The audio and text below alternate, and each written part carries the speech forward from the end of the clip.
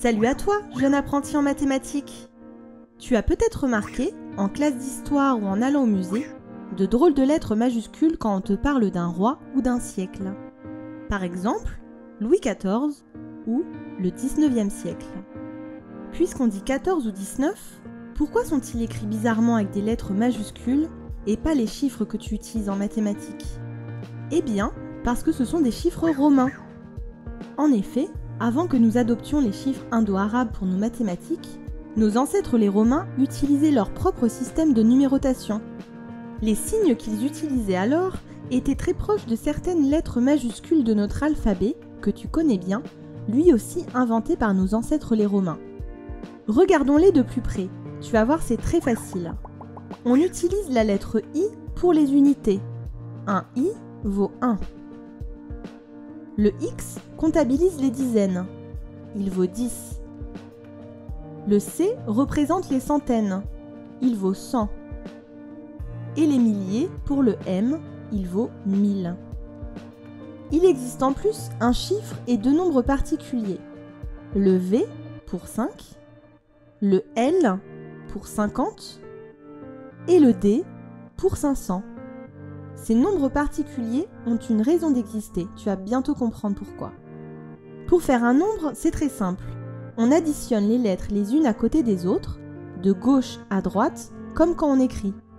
Par exemple, pour écrire le nombre 12, les Romains vont écrire 10 plus 1 plus 1.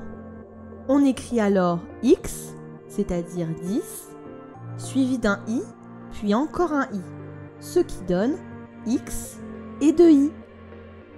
Il existe juste une petite difficulté, mais tu vas voir, ce n'est pas trop compliqué. Dans les chiffres romains, on ne peut pas écrire 4 fois d'affilée la même lettre. Par exemple, on ne peut pas écrire 4 fois i pour 4. On doit alors faire une soustraction, 5 moins 1, mais cette soustraction se fait cette fois de droite à gauche, comme ceci.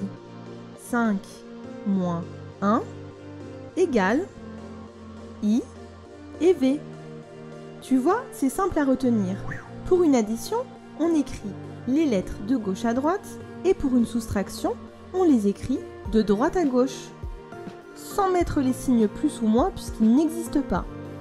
On récapitule? Revenons à Louis XIV ou au 19e siècle. 14 s'écrit donc 10 et 4 mis à côté. Pour le 19, on ne pouvait pas écrire d'un coup X, V et 4i. Donc, on écrit 10 et 9, c'est-à-dire 10 plus, entre parenthèses, 10 moins 1. Voyons, avant de te laisser faire, essayons d'écrire l'année dans laquelle nous sommes. 2021. Si l'on calcule comme les Romains, c'est 1000 plus 1000 plus 10 plus 10 plus 1. Donc, on écrira M, M, X, X et la lettre I. Facile, non? Allez, à toi de jouer maintenant. Tu peux, si tu veux t'amuser, écrire ton âge, celui de tes frères et sœurs ou de tes parents. Voire même si tu sais déjà compter jusqu'à 1000, écrire ton année de naissance. Tu vois, on trouve des maths amusantes partout, même en histoire. J'espère que tu as aimé cette vidéo et qu'elle te donnera envie de t'amuser avec les chiffres.